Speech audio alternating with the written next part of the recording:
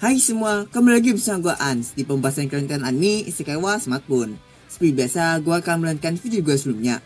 Jadi gue mau mengingatkan kembali, jika kalian tuh belum nonton video gue sebelumnya, tolong tonton terlebih dahulu agar cerita yang kalian dapatkan itu nyambung dan kalian tuh tidak ketinggalan informasi-informasi yang ada di video sebelumnya.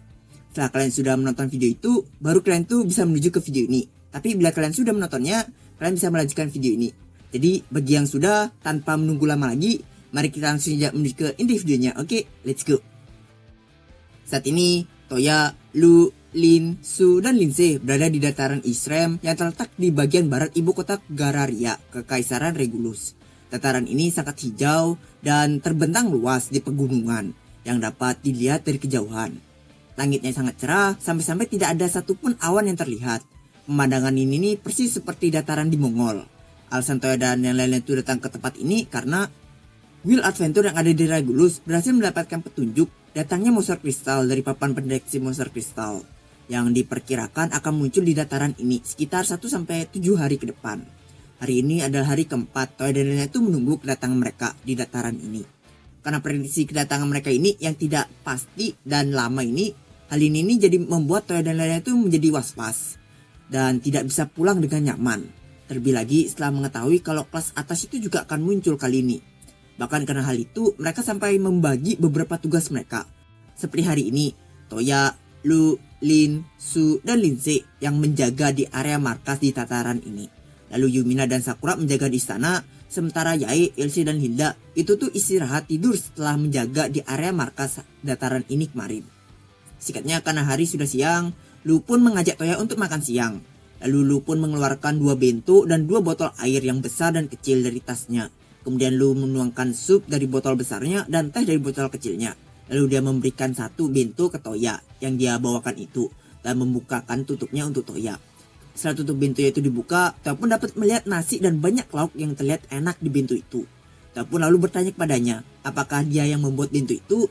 Dengan tersenyum seolah-olah malu, Lu pun membenarkannya. Dia membuatnya tadi pagi dibantu sama Claire. Semenjak Lu pindah ke Brunhild, kemampuan memasaknya itu jadi semakin meningkat. Itu semua karena dia itu terus belajar memasak dari Claire dan dari beberapa resep yang ada di bumi. Dia pun makan beef fry atau udang goreng yang ada di bento itu dan rasanya itu tidak kalah enak dari buatan Claire. Dia pun memujinya dan Lu pun jadi sangat senang karena dipuji oleh Toya. Tidak hanya udang gorengnya saja, tapi telur, ayam goreng dan daging panggang buatannya itu pun juga terasa enak. Dia pun akhirnya mulai paham gitu dan makna yang mengatakan kalau cara untuk menaklukkan hati seorang lelaki itu adalah melalui perutnya. Toya sekali lagi memuji masakan Lu dan ini pun membuat Lu memakan bentonya itu dengan wajah yang memerah karena terus dipuji oleh Toya. Toya bersyukur pada kami sama karena telah mengirimkannya ke dunia baru hingga Toya itu dapat bertemu dengan cek-ceknya ini. Kemudian Toya pun teringat mengenai frame gear pribadi Lu yang akan dibuat nanti. Atau lebih tepatnya setelah frame gear Sakura selesai dibuat. Rencananya frame gear Lu lah yang akan selanjutnya dibuat. Jadi Toya pun bertanya ke Lu sekarang, dia tuh mau dibuatkan frame gear seperti apa. Lu pun berpikir sejenak, lalu dia pun merequest untuk dibuatkan yang mobilitasnya itu tinggi seperti yang disarankan oleh Toya dan mampu untuk digunakan dalam situasi apapun. Sebab Lu tuh berpikir kalau frame gear tipe penyerang itu sudah ada banyak, seperti miliknya Ilse dengan Gerhilde-nya, Hilda dengan Shake-Rune-nya, dan Yae dengan Sweet Light-nya. Lalu tipe pendukung pun juga sudah ada banyak, seperti milik Su dengan Ortilande-nya, Lin dengan Grim Garden-nya, dan milik Sakura nanti. Jadi Lu tuh ingin memiliki frame gear tipe komando, sama seperti miliknya Linse dengan Helm Wing-nya. Karena tipe ini tuh baru cuma Linse aja yang punya. Dan akan semakin bagus lagi jika Lu itu bisa mengubah senjata frame gear-nya sesuai dengan situasi, atau dapat membantu yang lainnya entah dari jarak jauh atau dekat. Setelah mendengar request dari Lu itu, Kita pun langsung dapat membayangkan kalau frame gear-nya ini tuh nanti akan bisa berubah-ubah gitu. Dari mode mobilitas ke mode menembak atau mode bertahan. Karena kefleksibelannya ini, frame gear ini pasti memang akan menjadi tipe komando seperti yang Lu inginkan. Dan untuk masalah perubahan modenya itu tuh bisa diakali dengan sihir pergerakan untuk mengurangi waktu pergerakannya. Sebuah frame gear yang dapat bertransformasi dan dapat digunakan di situasi apapun. Ini nih ide yang terdengar cukup bagus. Jadi Toya pun menyetujui ide Lu itu untuk frame gear pribadinya nanti yang akan dibuat. Terlebih lagi setelah diingat-ingat lagi, kalau sampai saat ini hanya Dragon saja satu-satunya frame gear yang memiliki mobilitas tinggi. Toya mengatakan ini sambil melihat Dragon berwarna hijau yang berdiri di dekat markas. Tapi ya walaupun dragon ini sama seperti yang milik N, cuman beda warna aja, namun ini tetap tidak mengubah kenyataan kalau dragon ini adalah frame gear tipe lama. Jadi ya kalau dibandingkan sama model-model baru, ya kalah jauh. Dragon berwarna hijau ini adalah frame gear sementara untuk Lu, terutama untuk di peperangan kali ini. Profesor yang ke Babylon bilang ke Toya kalau Lu itu pasti bisa memaksimalkan mobilitas milik dragon. Jadi Profesor menyarankan ke Toya dan Lu untuk menggunakan dragon ini untuk sementara waktu. Setidaknya sampai Profesor itu membuatkan frame gear pribadi Lu. Singkatnya, Toya dan Lu pun selesai makan siang. Lalu di saat Toya itu sedang beristirahat sambil minum teh yang dituangkan oleh Lu, Gasper si komandan order kesatrianya Kekaisaran Regulus pun datang. Melihat hubungan Toya dan tuan putrinya itu yaitu Lu yang semakin baik, dia pun jadi sangat senang. Dengan hubungan ini dia yakin Regulus dan Brunhild itu akan semakin dekat. Dia mengatakan semua itu sambil tertawa gitu di depan Toya dan Lu. Kemudian Toya pun bertanya kepadanya, ada keperluan apa dia itu datang menemui Toya. Karena ya nggak mungkin juga, dia itu cuma datang cuma muji-muji doang gitu. Dan komandan Gasper pun bilang ke Toya kalau dia itu minta sesuatu ke Toya. Jika diperbolehkan gitu, dia itu ingin meminta frame gear tambahan untuk kesatrianya. Toya pun menanyakan apa alasan dia itu meminta itu.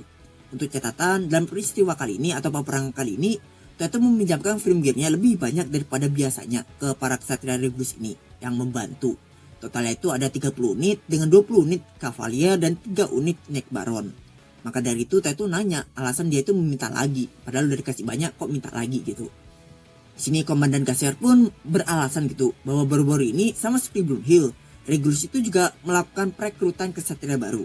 Jadi Gasper ini ingin para kesatria barunya itu memiliki pengalaman dalam bertempur di medan pertempuran melawan monster kristal. Akan tapi karena dia itu juga tidak bisa membiarkan para kesatria barunya itu menjadi bagian penyerang atau maju ke garis depan, terlebih lagi saat ada kemungkinan munculnya kelas atas. Jadi Gasper memohon agar dia itu diperbolehkan memiliki 1 unit lagi pasukan, yang tentunya itu nantinya akan dikendalikan oleh para kesatria barunya itu. Dan mereka itu akan disatukan untuk melawan kelas bawah aja gitu, ya di garis belakang lah untuk ngelawan yang kerucu-kerucu gitu. Dan mereka itu akan dipimpin oleh kesatria senior mereka. Dan mendengar alasan itu, Toya pun langsung memahami perasaan Gasper. Sebab Toya juga melakukan hal yang sama seperti yang Gasper rencanakan itu. Jadi Toya itu juga menurunkan para kesatria barunya itu di peperangan kali ini. Tapi mereka tidak secara langsung terlibat di garis depan, ya samalah gitu. Cuman lawan kerucu-kerucunya aja. Mereka itu hanya akan melawan kelas bawah supaya mereka itu dapat pengalaman bertempur gitu. Dan agar mereka itu tahu bagaimana cara bertempur menggunakan frame gear secara real life. Untuk memastikan, Toya pun bertanya lagi, apakah para kesatria baru mereka itu sudah berlatih di frame unit? Komandan Gasper pun menjawab ya. Para kesatria baru mereka itu bahkan sudah menyelesaikan sesi latihan mereka di frame unit mereka. Maka dari itu, atas dasar ini, Gasper itu berani meminta hal ini ke Toya. Komandan Gasper pun bahkan percaya kalau kesatria baru mereka itu pasti bisa mengurus kelas bawah, asalkan mereka itu tidak dikeroyok atau dikepung. Dan mendengar itu dan mempertimbangkannya, akhirnya Toya pun mengabulkan permintaan Komandan Gasper itu. Toya akan menambahkan 10 unit frame gear lagi dengan 1 unit Black Knight dan 9 unit Heavy Knight ke Komandan Gasper. Dan karena ini ada request tambahan, tentu Toya akan meminta ganti rugi kalau unit-unit itu sampai rusak. Komandan Gasper pun berterima kasih banyak pada Toya. Lalu Toya pun menghubungi Monica di Babylon dan memintanya untuk mengirimkan 10 unit frame gear tadi ke tempat Toya sekarang. Alasan kenapa Toya itu berani membiarkan para kesatria baru ini berlatih di peperangan kali ini, walaupun ada kemungkinan kelas atas itu akan muncul. Karena sepertinya jumlah monster kristal yang akan muncul saat ini itu tuh tidak mencapai 10.000. Selain itu Toya juga akan mengeluarkan frame gear tipe baru milik ceweknya untuk bertarung. Jadi Toya pede kalau pertempuran kali ini itu tidak akan terlalu sulit. Tapi walaupun Toya pede, ya Toya tetap waspada. Kemudian Komandan Gasper pun pergi. Setelah Komandan Gasper itu pergi, Toya pun meminta Lu untuk menuangkan tehnya lagi. Sambil meminum teh yang baru saja dituangkan oleh Lu, Toya pun mengungkapkan rasa terkejutnya gitu. Kalau Regulus ternyata juga telah merekrut kesatria baru mereka, seperti Brunhild. Dan Lu pun menjelaskan gitu alasan kenapa mereka itu merekrut kesatria baru lagi. Dan itu tuh dikarenakan karena potensi perang saudara di Regulus itu telah menurun. Terutama setelah percobaan kudeta Jenderal Bazuru waktu itu. Bagi yang lupa, dia itu adalah pimpinan yang melakukan pemberontakan atau kudeta bersama dengan orde pasukan di Kekaisaran Regulus. Berbeda seperti di negara lainnya, di Kekaisaran Regulus, kesatria mereka itu dibagi menjadi orde kesatria dan orde pasukan. Singkatnya setelah dia itu dikalahkan oleh Toya, ia dan kaki tangannya pun dieksekusi, dan sebagian pasukannya itu dihukum. Karena perbuatan para Orde Ketasukan itu yang telah mencoreng nama baik mereka, mereka pun akhirnya diawasi oleh Orde Kesatria untuk sementara waktu. Dan untungnya karena Regulus menyebut nama Toya pada semua negara asing dan negara yang berhubungan baik dengan mereka, jadi karena hal itu mereka itu tidak terlalu membutuhkan pertolongan negara lain, terutama dalam kekuatan tempur. Ya siapa juga yang berani melawan Regulus yang backingannya itu Brunhild, yang punya banyak Gundam. Si Dr. Bowman yang berani nyolong dan duplikat aja tuh langsung disikat abis sama Toya. Apalagi yang berani macam-macam ke negara ceweknya itu. Lalu untuk hubungan Regulus dan Belfast, hubungan mereka itu sekarang sudah baik. Bahkan mereka itu juga sudah mulai melakukan kerjasama dengan Rodomea dan Ramisu. Ya walaupun terkadang Regulus dan Belfast ini masih mengandalkan Toya dalam menyelesaikan masalah kedua negara ini. Namun Lu juga mengakui, selain menyedihkan, kejadian itu tuh juga mengesankan bagi dia. Sebab dengan adanya kejadian itu yang dibuat oleh Jenderal Bazulu itu, dia itu jadi bisa bertemu dengan Toya. Dia pun menyetujui perkataan Lu itu. Lalu mereka berdua pun tertawa sambil menatap satu sama lain. Dari lubuk hati Toya terdalam, Toya itu percaya bahwa Toya itu senang bertemu dengan Lu. Menurut Toya, Lu itu adalah tipe orang yang tidak mau kalah dan selalu berusaha keras. Ia juga sedikit keras kepala, sampai-sampai tidak mudah untuk mengubah keputusannya. Saat ia itu sudah memutuskan sesuatu. Akan tapi walaupun keras kepala, Lu itu adalah gadis yang lebih mengutamakan orang lain sebelum dirinya. Saat Toya dan Lu itu terus saling menatap satu sama lain, salah satu dari mereka pun mulai mendekati wajahnya. Dan yang satunya lagi meresponnya. Ya kalian tahulah, ini tuh scene Toya dan Lu itu mau cupang. Kemudian mereka berdua pun mulai menutup mata mereka. Tapi sayangnya adegan romantis ini harus terganggu dengan suara Su yang tiba-tiba itu muncul dari balik batu. Bersama dengan cewek-cewek Toya lainnya yaitu Lindsay dan Lin. Dengan wajah yang memerah, Lu pun berteriak pada ketiga gadis itu. Dan bertanya kenapa mereka itu ada di sana.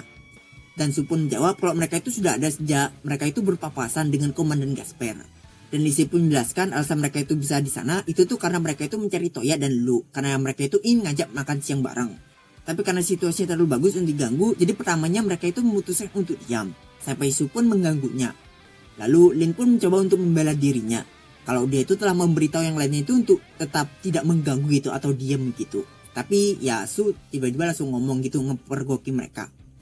Malu karena dilihatin oleh yang lainnya, Lu pun menunduk dan menutup wajahnya yang memerah dengan kedua tangannya. Melihat reaksinya itu, Su pun memiringkan kepalanya seolah-olah tidak paham dengan situasi. Dan dia pun bertanya ke Lu, kenapa Lu malu? Bukannya wajar bagi pasangan itu ya beradegan romantis kayak gitu? Tidak kuat melihat tatapan polos Su itu, Lu pun memalingkan pandangannya dan menjawab kalau alasannya dia malu itu karena hubungan Toya dan dia itu masih belum sampai setingkat itu, sampai bisa mesra-mesraan gitu dengan bebas. Dia pun juga setuju dengan jawaban Lu itu. Walaupun Toya juga tahu kalau dilihat dari sudut pandang orang lain itu, hubungan Toya dan cewek-ceweknya itu sudah sampai selevel itu. Kemudian Lin pun membeberkan ke Su alasan kenapa hal ini tuh bisa terjadi. Dan menurutnya itu tuh semua karena salahnya Toya yang jarang memperlakukan mereka para cewek-ceweknya itu dalam hal-hal romantis. Contohnya ya seperti sebelumnya itu, cupang atau sebagainya. Jadi mustahil bagi Toya maupun cewek-ceweknya itu bisa terbiasa dengan hal-hal semacam ini. Lin bahkan ingin kalau Toya itu secara fisik itu lebih mendekati mereka. Lindsay pun juga menyetujui keinginan Lin. Lindsay juga ingin Toya itu menghabiskan waktunya bermesraan dengannya dan cewek-cewek lainnya. Mendengar itu, Su pun jadi ingin gitu dipeluk dengan erat oleh Toya. Lindsay yang mendengar itu pun juga ikut-ikutan gitu, ingin ngedate di kota sambil berpegangan tangan dan suap-suapan gitu dengan Toya. Tapi sebagai orang Jepang normal, hal ini tuh mustahil untuk Toya lakukan. Seperti yang kalian tahu lah, biasanya di anim-anim, orang-orang Jepang itu sering sekali digambarkan sebagai orang yang benci dengan pasangan yang bermesraan di depan publik. Biasanya ketika mereka itu melihat pasangan yang seperti itu, mereka akan langsung ngata-ngatai mereka seperti Ryaju Shini atau Shini yang artinya itu orang normal, ya tit gitu. Atau bahkan mereka itu akan melabrak pasangan itu seperti ya langsung woi ngapain lu pacaran depan publik seperti itu. Jadi sebagai orang Jepang yang tahu akan hal-hal itu, Toya itu jadi nggak berani gitu bermesraan dengan cewek-ceweknya itu di depan publik. Karena ya Toya itu takut dikata-katain seperti itu. Dan alasan lainnya ya karena saat di bumi Toya itu adalah orang yang termasuk golongan mereka. Setiap kali Toya itu melihat pasangan yang bermesraan di kereta, Toya itu pasti akan langsung mengata-ngatai mereka. Seperti ya kata-kata tadi itu, Ryaju Shini. Namun si Loli Su ini malah menangkap penjelasan Toya itu tadi kalau selama tidak ada orang maka oke aja gitu. Jadi karena di tempat Toya dan lain itu berada sekarang, itu tuh tidak ada orang lain selain mereka, Su pun langsung berlari gitu memeluk Toya dari depan. Karena kan ya nggak ada orang gitu, jadi oke. Tidak mau kalah dari si Lolisu, Lindsay dan Lin pun juga ikutan memeluk Toya dari kiri dan kanannya. Melihat mereka bertiga memeluk Toya, Lu dan Paula pun gak mau kalah juga, dan mereka pun memeluk Toya. Paula memeluk kaki Toya dan Lu memeluk Toya dari belakang. Ini tuh adalah situasi di mana Toya itu dikelilingi oleh gadis-gadis dari segala arah dan boneka. Emang ya benar-benar lore kita ini, depan, belakang, kiri, kanan ada gandengannya. Nikmat mana yang lu dustakan Toya? Lu bilang gak mau orang-orang itu ngata-ngatain lu seperti Ryaju Shine. Tapi asal lu tahu ya, kita sebagai pembaca itu sering melakukan hal itu. Karena ya mau tempatnya sepi atau tidak, kita pasti membaca atau melihat lu bermesra-mesraan gitu. Hontou ni Ryajumi Shine. Lanjut, bukannya Toya itu tidak senang dengan diapit oleh gadis-gadis gelis dari segala arah, tapi Toya itu merasa sangat malu gitu dan ingin ada seseorang yang dapat menolongnya keluar dari situasi ini. Dan permohonan Toya pun terkabulkan. Sebuah alarm pun berbunyi yang mengonfirmasi adanya retakan di langit yang menandakan kalau akan munculnya monster pisau. Berkat alarm itu, orang-orang di markas pun jadi ramai. Dan Lindsay berserta cewek-cewek lainnya pun langsung dengan sigap pergi berlari menuju ke frame game mereka masing-masing. Toya nggak tahu apa Toya itu harus berterima kasih atau tidak. Seperti yang dikatakan Toya tadi, bukannya Toya itu tidak ingin bermesraan dengan para ceweknya. Apalagi mereka itu adalah tunangan Toya, jadi wajar bagi Toya itu bermesraan dengan mereka. Tapi yang jelas untuk sekarang adalah saatnya untuk menahan nafsu. Toya pun bernafas lega gitu dan lalu pergi berlari juga menuju ke markas. Dan ya, video kali ini gue akhiri dulu sampai di sini. Ya memang chapter ini emang sedikit singkat sih, tapi ya jika ada salah kata atau informasi bisa dibenarkan aja di kolom komentar. Jika kalian suka video ini bisa di like, share, lalu jangan lupa subscribe-nya. Oke, see you next video and kalau begitu karena Muna sudah bangun, saatnya rusuh. Adios. Adios.